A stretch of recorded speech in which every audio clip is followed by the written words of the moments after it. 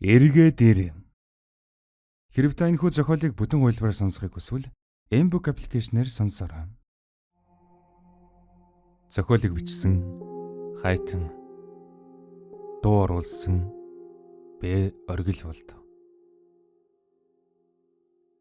Хэрэв та бэлэн бол чихвчээ зөө. Эргээд ир. Газар дээр ганц хүүтэй нэг чавганц байж гинэ. Нас хэдий 80 хол давсан ч гурил мах зуураад ганц хүүгийн өлсөгдөггүй байсан ажээ.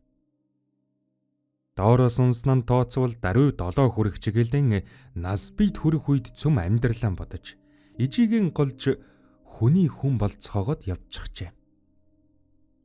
Ганц нэг нь сар шинийн үе болохоос өмнө л эргэж тойрч хэд гурван юм өгөхөөс хэтэрдэггүй. Хүний хүн болсон тэр. Харин бусд нь цэцэгнээс ургаж, үүлнээс унсан юм шиг л тагчиг. Хотын захад айлын хашаанд умгар гэрэм барьж авсан ээж хүү хоёр нам гүмхэн амьдрана. Хүүн хэдий 50 шахаж байгаа хэдий ч хар усанд дүрсэн толгойгоо нь татаж авч чадалгүй даруй 20 жил болж байгаа нь энэ. Өгшин ээжийнх нь тэдхүр хоёр биендээ арай ядан хүрэх тул хэд хоног өглөөсний эцэст барилгын ажилд гарна. Олсон хэдэн төгрөг хөрөн өмөх мах олж ирснэн их гавьяад тооцож хэдэн өдрөөр ууна. Хаа очиж агсам согтуу тавьж хав ойрон сүйдлэх нь баг юм. Тэгсгээд унтаад өгдөг байв.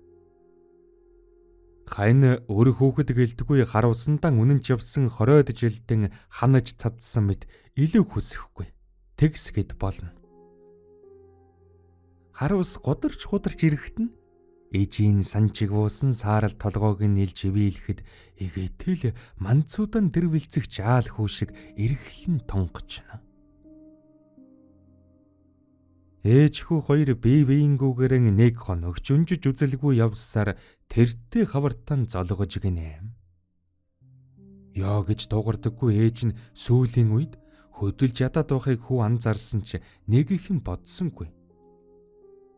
Хөрхи ээж нь хүүгийнхэн санааг зовоочихгүй гэсэнтэн өвчин хэлж яраглаж хэвдсэнгүй. Хаврын нар эгц дээрээс шарахад уусан архинтан шартаж хэвдсэн хүн "Ижээ, ус" гэж хэдэнтэн хашгирав.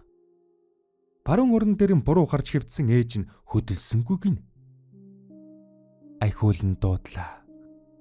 Сонсон шинжгүй хэвдэг ижигийн орноосоо арай ч өнгөрч босч очоод өмссөн эрен цамцных нь хормоноос хэдэнтэн чангаажээ. Огт хөдлөх янзгүй. Өсөгтөд толгойд муу бодол төрөхөд ижийнхэн дэргэд очиж суугаад эргүүлэх гэтэл дийлсэнгүй.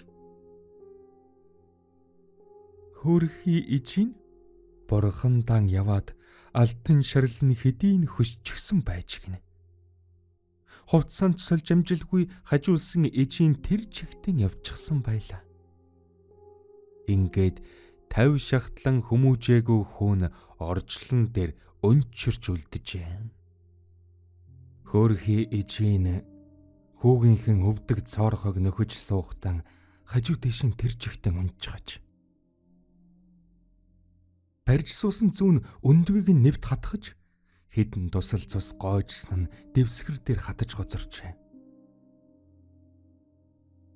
Нэгэнтэн ийм зүйл болсны учир зулайн гიშгэж төрсэн ах дүүсийн дуудаж ажил явдал болж эхлэв. Тэр дунд хөгшний араас гонж гашуудаж суугаа ганц хүн байсан нь өнөө мө хүүн.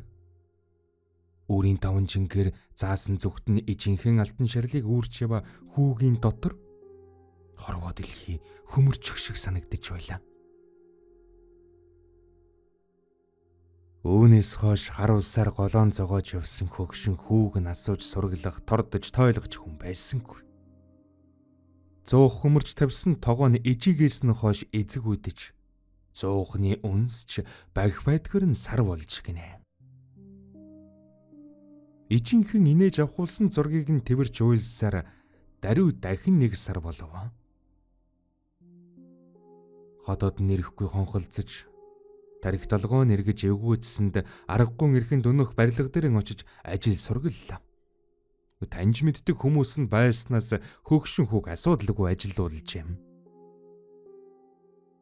Хамт ажилдаг нөхөдтөн болсон явдлыг хэлв. Өнөөхд нь сэтгэлийг нь тайдгаруулах нэрээр ахин нэг шил.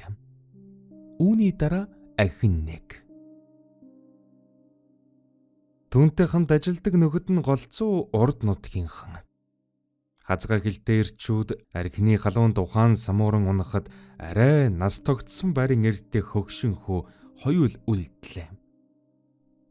Ирчүүд юм хонь хаваарын юм ярьж сууснан хөрхий талиг чэжинхэн тухай ярьж эхлэв. Хөгшин хүү ээжигийн хижнэн их санаж бэдгэрч үххээс наагур байгаахан яран ойлж гаргахад түүнийг эхнээс нь дуустал дуугүй сонсож суусан ир толгоогоо бөхийлхэн хөгшин хүүд ойртож "Хай баяра чи ингэж явах юм биш ээ. Ямар бийж шиг харин утагт хүний царай харж хар шороо ухаж байгаа биш. Чи их оронтой байна. Энэ зэргийг даваад гарах чадaltaй ирвхэн шүү" гэж зоригжуулвч энэ түүний чихний дэрэгдүүр саадгүй өнгөрч байхын тэр. Уруу дорой царайлж усан нүдэлж суугаа хөгшин хүүд улам ойртож суугаад "Чи битгий уйлаа. Хэрв чамайг араад анаа гэвэл аахан чамд нэг арга хэлж өгье" гэв. Одоо түүнд ямар ч арга тусвалахгүй нэгэнд нэмэргүй гэж мэдж байсан хөгшин хүү толгой сэгсэрлээ. Гэтэл ээжийг чинь буцааж авчрахаа гэхэн тэр. Энэ үгэл залуугийн чихний дэрэгдүр өнгөрөх ёстой байсан юм. Баяраа сонссон тон үл идэгсэн янзтай гайхсан нүдээр хөгшин хятад руу хартал тэр толгой дохиж гинэ. Ийм зүйлийг энд ярих тохиромжгүйг харцаараа дохилцож ойлголцоод үлдсэн тал шилэн маань тэрсэр баяшин гас гарлаа. Хаврын сэрүүн салхи нэмгэн хөрмийг нэвт салхилна. Цагилгаан нь нэвдэрсэн хуучин хөрмнийхэн ингэрийг зөрүүлж тэврээд бээрсэнтэй баацган зогсох баярагийн дэргэд өнөөх ятад тамих баагүүлж утааг нь салхинд тээж тэрдийн хол нисгэж явах шиг. Хэсэг дуугүй зогсож байтал баяраа тэлсэнгүй. Та сая юуны тухай яриад байсан бэ? Ээжийг чинь буцааж авчрах уу гэж би асуусан. Ээж минь бурхантай яваад 3 сар болж байна. Муу ээжээсээ хойш өнчөржүүлдчихээд өөрөө араас нь явдаг ч юм уу гэж бодож явахад та хүний зовлонгоор ингэж тоглоом хийж болдг юм уу? Эсвэл та архины цагаан солиод тусчихсан юм уу? Гэж бохомдон хэлэхэд өнөөхөр огтхонч наригсан шинжгүй хөмсгөн зангидж би чамд туслая л гэж бодсон юм. Өөр илтв санаагүй. Та нар биднийг их муухай санаатай гэж боддог, ярьдаг. Тэр дунд ч бас арга гуйдсан хүнд хэрэгтэй ганц нэг юм байж л байдг юм та. Хэрэггүй гэж бодож явал яа гэхвдэ гэжхэд буцаад эргэхэд нь баяраа түүний гараас татаж зогсоогоод. Үгүй тэгэд та нэг ирсэн бол дуустал нь ярьж гал та гэж шавдууллаа. Өнөөхөр ахин тамхи хасаач түүнийг нь цээж дүүртэл сорчход манарсан их утааг төргөхөн төргөж орхиод ийн ярив. За тэгэхээр сайн сонц. Анх нь урд нутгаас ирсэн хүн. Хятадын цаад талын газраас гэсэн үг.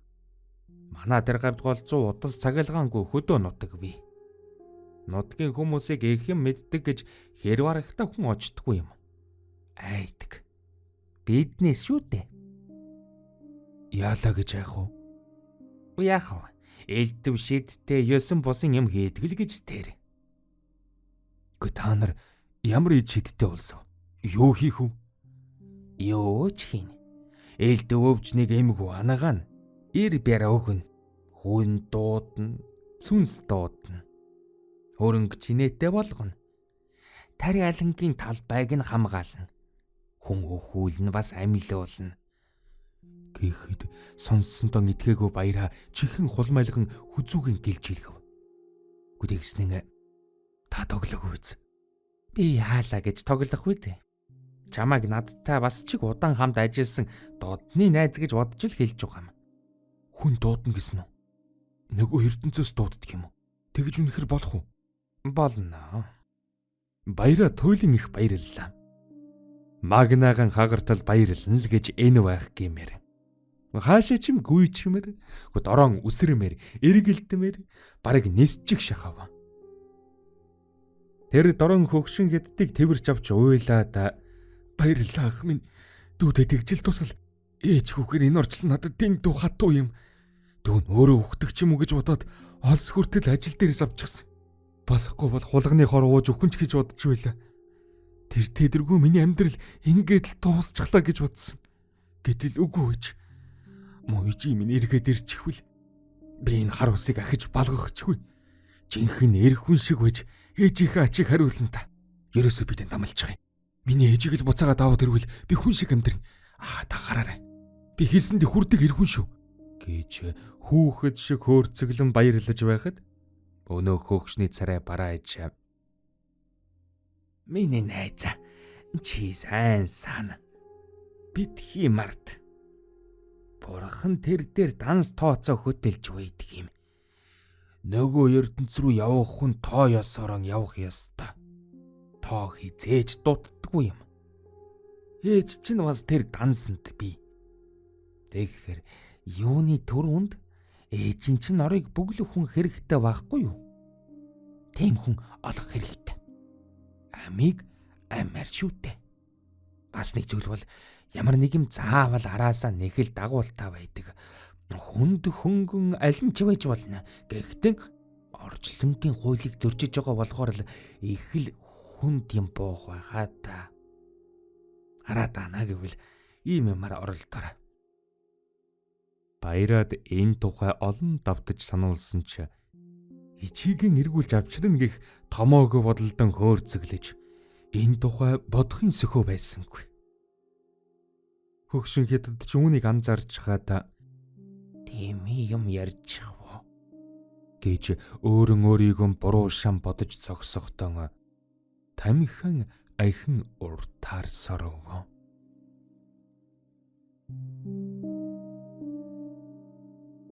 Эргээд ир.